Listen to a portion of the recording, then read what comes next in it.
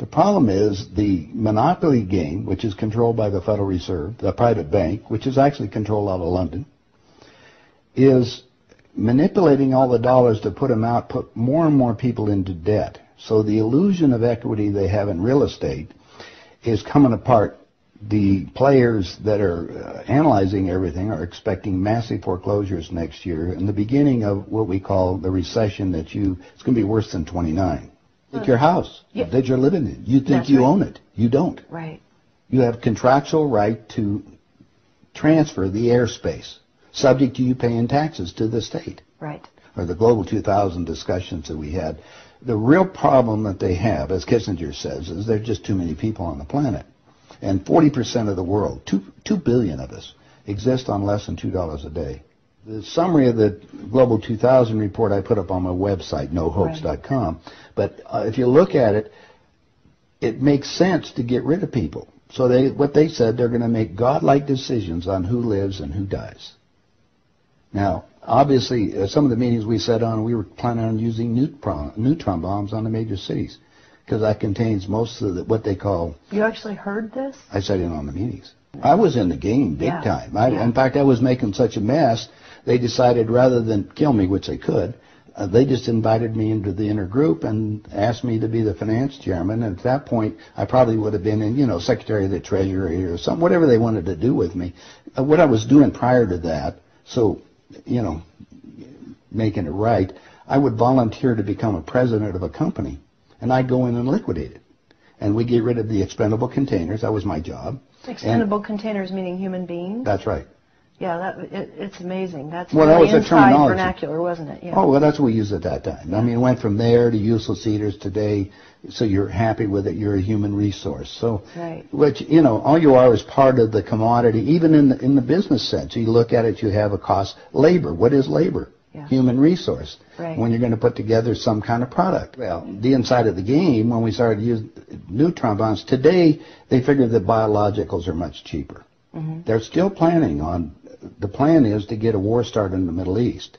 And they're still planning on using a neutron bomb, or one of the bombs that they've got developed on Israel. Mm-hmm. And that's to begin World War III, which is all in the cards. And it's going to happen. They even put a monument up for this whole program. It's called the Georgia Guidestones. Outside of Atlanta, and they've got it all set down there. It's all in 8 languages. Basically, it's fait accompli as far as they're concerned. It's just to get the thing going in the Middle East, and it's not going fast enough. I mean, Carter put this thing in, so we have the Plan 2000, with the war starting in the year 2000 in the Middle East. Right.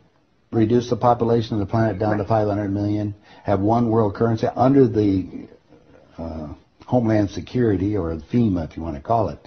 They're going to declare an emergency, which are going to shut down everything. My friends, my CIA associates, I don't even call them friends anymore. CIA is crooks in action. Yeah. They're all professional liars. Yeah. I mean, they got to be if they have that job. Yeah. So you have to look at what they're doing. Anyway, they're so concerned they're leaving the country too. Most of them are going to Latin America. Meanwhile, they're closing in every day right now, just closing in to make it so we're going to be set up in these enemy prisoner war camps. I published a book. It's called Chaos in America. Mm-hmm. In it, I was asked to build an enemy prisoner war camp. I put the contract in this book. So you can read it for yourself. This is in downtown Las Vegas, right on the railroad tracks. It says enemy prisoner war camp. They're all on top. And they're building them all the way across the United States right now. Bush signed an executive order taking the old forts and the army places that we shut down to get those organized to hold the so-called dissidents. Now, what's the definition of a dissident? And the problem is that we're going to enslave ourselves because most of the people want to keep having food coming in, and you're going to follow the line. You're just walking yourself into your own prison camp. Then we're going to come down to the extermination, just like World War II. Well, Phil and I have lectured together. I know Phil Snyder. He's dead now. Yeah, I know he's dead. And so what about what he was saying about the number of bases at that time? I think it was 129 bases before he died. Underground had already been built. Is that all for the elite? Yeah. Really? What are they going to do with the rest of the people? They just get rid of them, leave them above ground, and be radiated. Now, my son happens to be a nuclear physicist. Mm-hmm. Spent the last 3.5 years in a secret city in Russia. They're about 12 years ahead of us. They have 22,000 nuclear warheads. And, of course, we're the target. The Soviets have 3 nuclear submarines on the west coast and 3 on the east coast. They're about 2 football fields in length, 5 stories tall, and they all are nuclear powered and aimed at our major cities. Okay. West Coast gone. Well, because the plan is the northern hemisphere is where they're going to release the nuclear bombs, and the theory was that the winds from the North Pole that are coming down, because that's increasing drastically, will go to the equator, and there will be very little spillover because of the reverse of the winds, because of the southern hemisphere. Okay. So therefore, the nuclear radiation here will be a lot more than the southern hemisphere. And this is a fait accompli, you believe? Oh, they think so. Oh, yeah, they think they've won. That's the reason why they don't bother about me talking about it. They don't care whether you know or not. What are you going to do about it? And you have no idea what China is until you go over there for yourself. With 1,300,000,000. You understand? Almost, well, a little over 4 times our population. Right. It's, I spent some time over there and I had some government friends. They think what they're going to do is let the West go have its fight. And then they want to clean up. They say it's been 5,000 years. We want to run the world when we get through. And what they're doing? Acquiring all the assets. They figure that Canada and the United States, the property there will, the food growing areas will be enough to take care of their people. And that's what they're looking at. Why are they? I mean, they bought so oil. the U.S. will become a resource. Yeah. Whatever's left of it. Whatever's left of it. Yeah. You seem to be in a unique position to be able to put a fair amount of this together, which is quite interesting. Well, I walk my talk. I played the game. You played the game. You know one level of it. And I know. I used, like I say, I used to play around with the world leaders, so I know what they're planning on doing. What change of heart? What happened in you that made you decide to share this information that happens at the inside levels? Well, it come back to a moral situation that happened to me, I think. When I flew to Aspen. I brought my 2 daughters up there so they could go skiing. And when I was invited to this meeting, when I walked into the room, the world leaders were there. And that's when they asked me to be the finance chairman. As they said, we'd like you to be the finance chairman for the next president of the United States. And the first thing I asked is, why me? And they said, well, we owe you a favor. Remember I told you I volunteered to be president of the companies as I went down. And then you liquidate, I didn't charge them anything for it. It was just a game. I see.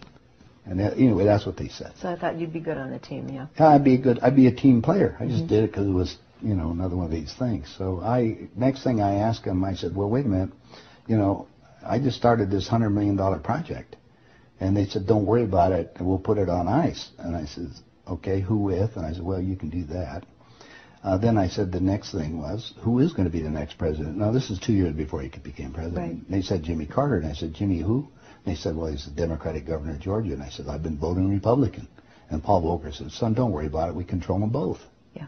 And I said, well, I got the next question is, what does a finance chairman do? Yeah. I haven't been doing that. I've been playing all this other stuff. They said, will you sit down with Ted? And so I sat over with Ted Kennedy. He's sitting right next to me. And Ted and I are, he's just joking. He says, George, you're going to love this job. You're really good with money. We're going to send you out to all the state Democratic functions to raise money for the National Democratic Party. And he said, you're going to meet some real foxy ladies. And just then, my daughter walked in.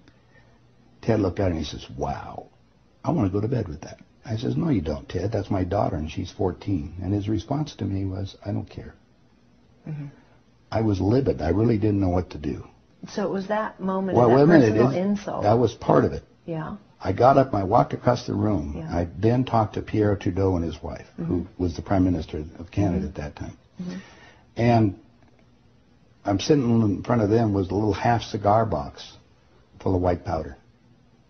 And then I'm looking around the rest of the room. I said, my God, something hit me at that point. If the world leaders have to resort to this, I don't think I want to be part of this thing. I mean, even to the dark.